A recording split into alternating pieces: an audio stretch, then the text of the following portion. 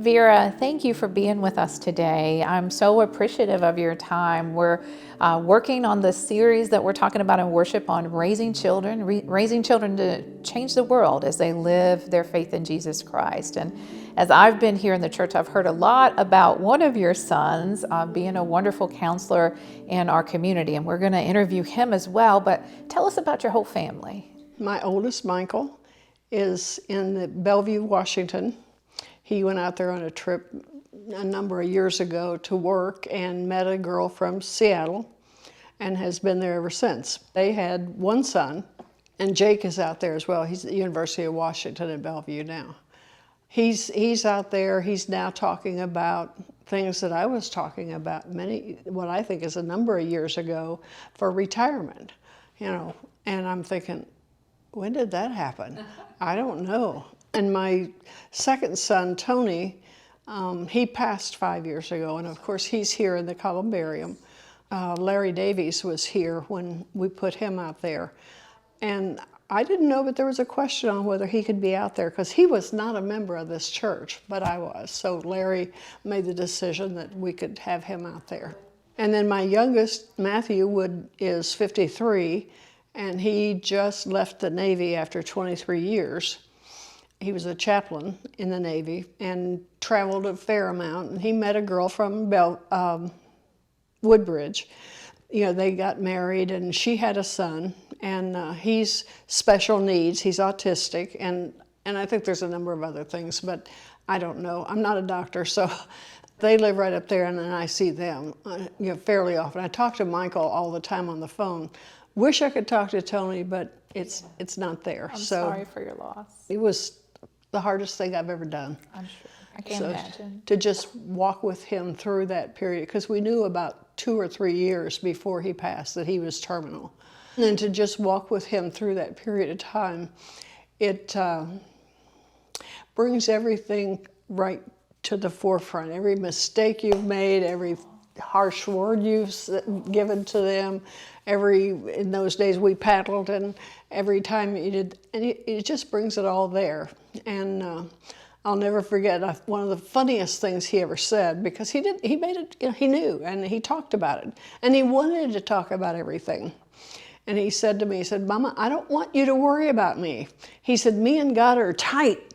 I know where I'm going." Wow, what a privilege. And I told him, I said, I've never heard it put like that, but I'm glad to hear it. So it's been sort of a little funny thing that we tell now. Yeah. But he had 3 daughters, and the youngest is 15 now.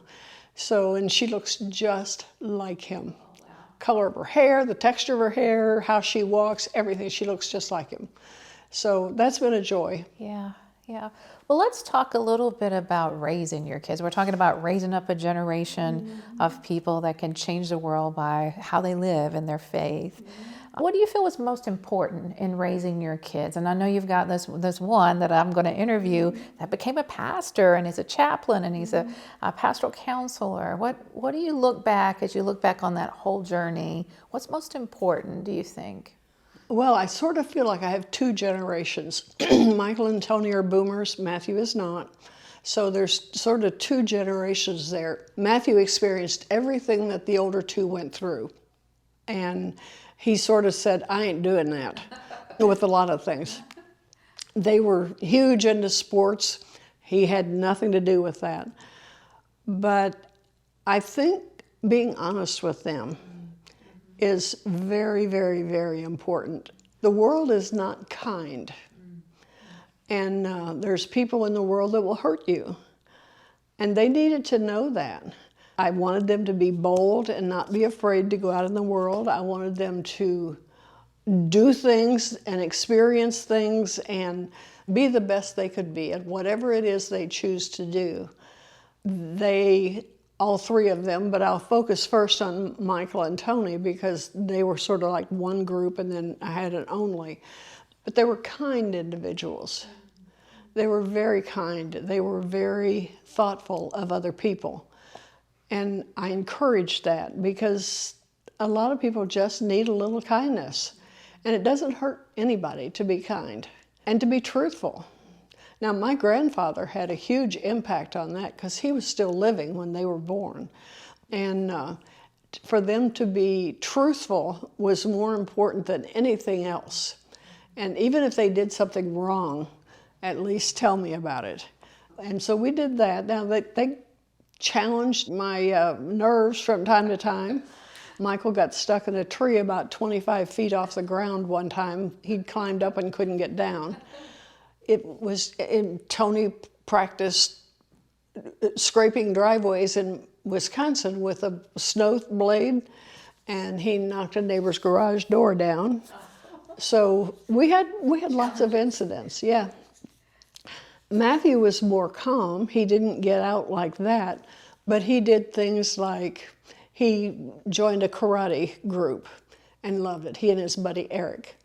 And then he joined D-Malay and did that. He went with the church on choir tours, and he went with the church on little mission things where they went to nursing homes and things like that to sing for them. And he was bold. He was not shy by any means, but one little lady over there caught his eye, and he went over and kissed her on the cheek and said, "Merry Christmas." And with that, about 14 old ladies lined up for all the kids to give him kisses. So he thought that was pretty terrific. Oh, that was. But again, he's always been very kind and very thoughtful. Yeah. Sounds like he was really involved in the church. Were all three of them involved in the church, or? Up through probably high school, the older two were. But then as time went on, they sort of dropped away. Mm-hmm. Michael, after high school, he went with a friend of his and started going to another church, another denomination. It was not what he thought it would be. And he got burned pretty badly with that church, and he has not been back. Now, when he comes here, he comes with me. You probably don't even notice because he and Matthew look almost alike. They all three did. But Tony, he traveled a lot. He owned a little trucking company. So he traveled a fair amount. And then he did high-rise construction for a while, and that took him traveling out of town. So that was kind of fun for him. Not necessarily fun for me, but he liked it. And so I supported him. And that's one thing I think, teaching them to be honest and then supporting them in their dreams and goals and whatever, because sometimes the dreams and goals that they have are much different than we have for them. We want them to go to college, we want them to be a doctor, lawyer, whatever, and we want so much for them, and sometimes that's not what they want for themselves. Giving them that freedom. Yeah, and they have to have that freedom. We did. Yeah. Of course, they were lots smarter than me. They really were. Well, you were sharing with me earlier that you didn't think you did that much, but it sounds like you had a strong influence in being supportive and encouraging values. As you look back on it, how do you think your life and your guidance sort of helped with? I didn't have that when I was coming up, and I wanted them to be bold and to be courageous and to be smart and to know how to deal with people and to be educated and be well-rounded. And so I wanted that for them. And so I made a goal of letting them do whatever it is they had their heart set on doing. And if I could help them, I did. That was you being courageous. You were being a courageous parent. Maybe so. I taught them how to roller skate. Okay. I think I was expecting Matthew, the youngest, and I thought, piece of cake, I'll go out there. Well, somehow one of them got their skates tangled up in mine, and I hit the floor very hard. And they thought it was funny. You know, they didn't know that I was hurt. Yeah. It never occurred to them that I was hurt. Yeah. So, but whatever I could do to encourage them, even if it wasn't something I wasn't real fond of. I didn't like football especially. I went to every football game they played. Wow. Just being that constant support and encourager, cheerleader. Yeah, and then other things we did, like, you know, and I don't remember why, but I guess I thought the people in the neighborhood weren't very wealthy, and we weren't, none of us were. But we made cookies every year for Christmas for the neighbors. And we'd have these boxes of cookies around, and these fat little hands are in there molding cookies and putting decorations on them and all that, and we'd box them all up, and then we would deliver them to the neighbors. They thought that was terrific. And you know, if you ask them now, they're like, what, we did that? They don't even remember it. Yeah, they barely remember.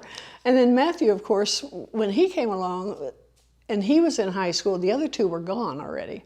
So he had it, he thought lots easier, because he had, as a little brother, he would taunt the other two from time to time. And I remember he was getting ready to go to his junior prom, I think. He was in the living room, and Tony walked in the door, and his face just fell. He said, oh, Mama, please make him leave. Because Tony went over and he charmed the girl. And he told her how lovely she was and all that. And Matthew's like, go away. But, you know, they love each other. And I remember I told him one time, you know, I said, girlfriends and wives come and go. I said, but your brother's your brother forever. And you can't change that. So, but they just really, they've always loved each other and remembered that their brother may have a little bit of wisdom they didn't. Michael and Tony from being older and more experienced, Matthew from being more educated than they were. So it's been a fun time. I loved every minute of it. I didn't always love them. I mean, I loved them all the time. I didn't always like them, but they... What are you most proud of? Who they are. The individual that they are, not necessarily what they've done or how they've, whatever, but who they are. I watch them in their business now or whatever they're doing. They're very thoughtful of other people. Michael, well, they're both very generous with other people. Matthew in his business, if he has clients that can't pay, you know, he sort of lets it go through. Michael reaches out to help whoever in Bellevue, Washington that needs help. And people that are struggling to start out in the business, you know, he'll help them out a little bit so that they can get a leg up. That's world-changing stuff. That's one life at a time. Yeah, yeah. That kindness that you saw in them early just continues on. Yeah, and I wanted them to be kind and generous. It's easy to help a little bit, not always easy to help a lot. That's true. That'll preach. That'll preach. That's a sermon. Oh, okay. Yeah, I've heard that, Lori. Yeah. So. If you're thinking about our congregation, all of us as we raise up the next generations, what advice would you give our congregation in raising the younger generations now? This is going to sound odd, but I think the kids have to have a little bit more freedom to make decisions. You know, they're going to make mistakes, and they're going to do the wrong thing sometimes, and you're not going to like them some days. But you love them, and it's not hard to love every kid out there, and to put your arms around them. And I do this a lot, you know, like when I'm talking to somebody or whatever, and one of the kids that I know comes by close to me, I'll reach over and, you know, just give them a little hug, and they'll go on. And I think it's important to let them make decisions, though, to some degree, and not hover over them. I certainly did not hover over my kids. And if, you know, you ask me what I did to bring them up in the faith, I don't know. I really don't know. I just did what I felt was the right thing at the time. Yeah. And was it the same for every child at every time? No, it wasn't. And of course they kept score. And they told me, yeah. But you know, that's okay. And every kid goes through an I hate you period. And I said, that's okay. I love you enough for both of us. And they have to be allowed to become who they are. You know, God created them to be. I don't know what He created them to be. And I think in our lifetime, especially now that people are living so much longer now, I think we can be several different things, maybe not at the same time.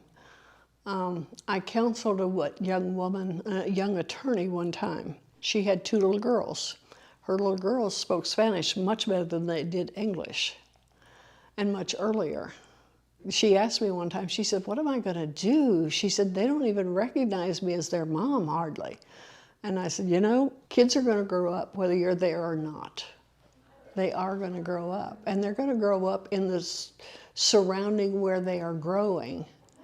And if it's your garden, that's great. And if it's not, it'll be somebody else's. And she just was floored that I said, you know, you can have it all, but just not at the same time. Yeah. You know, there's a time when if you choose to marry and you choose to have children, you're a mom then. First and foremost, you're a mom. And that has to come first because they're growing every day.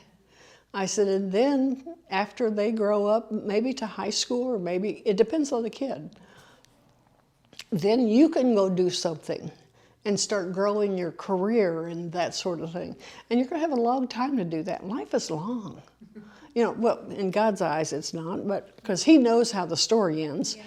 So, but it's kind of fun to watch them grow, I think. Yeah. You know, like I said, I've loved every minute of it. I can tell that. You can just kind of see it on your face, the joy on that end. So I can take hope in this as I have my tough teenage parenting years. Right. Well, see, I didn't have girls now. I understand. No, my girls I've are got some stories to tell about friends who have girls too. It's different. It's different, yes. Well, Vera, thank you so much for blessing us today with part of your story. I look forward to talking to one of your sons soon. Oh, and yeah. We'll hear from him as well. Thank you. You're welcome.